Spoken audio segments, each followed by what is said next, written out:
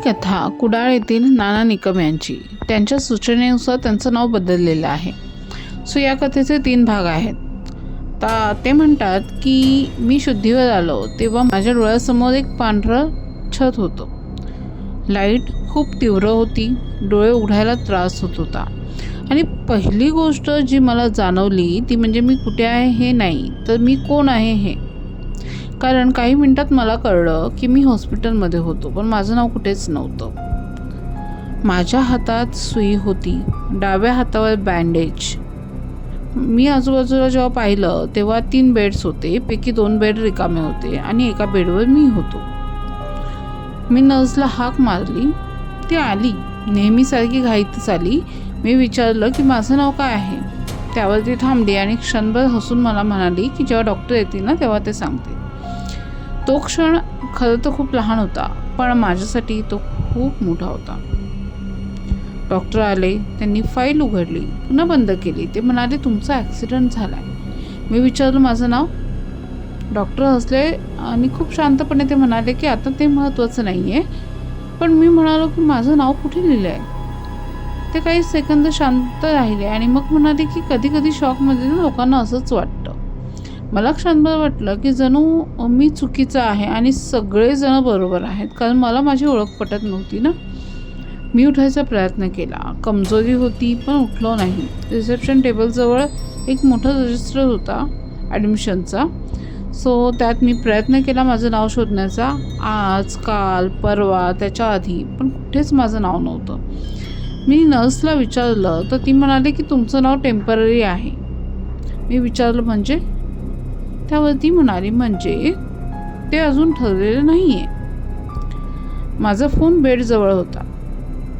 Screen lock, fingerprints काम करत नव्हते, पॅटर्न आठवत नव्हता. मी इमर्जन्सी कॉन्टॅक्ट्स पाहिले पण सगळे रिकामे होते. गॅलरीही रिकामी होती. माझे सर्व फोटो गमावले होते. खरं तर फोटो नाही, मीच गमावलेलं होतो. वॉर्डमध्ये लोक येत होते, जात होते. कुणी माझ्याकडे जास्त वेळ पाहत नव्हतं, जणू मी एक फर्निचर होतं त्यांच्यासाठी. एक नर्स दुसऱ्याला म्हणाली तो अजून आहे. अजून?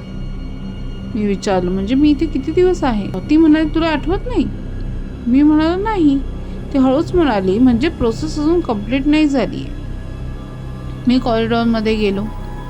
CCTV मॉनिटर चालू होता. मी स्वतःला पाहिलं पण स्पष्ट नाही, ब्लर्ड दिसत होतो मी. जणू कॅमेरा नाही, कोणी मला माझ्यावर फोकसच करत नव्हतं.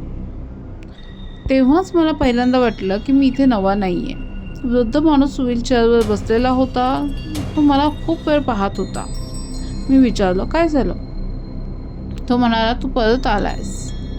मी म्हणालो कुठून. तर तो म्हणाला इथूनच. मला काही कळलं नाही. मी बाथरूममध्ये गेलो. मी आरशात स्वतःला पाहिलं. माझ्या हातावर हॉस्पिटलचा बँड होता, पण नावाची जागा ही रिकामी होती.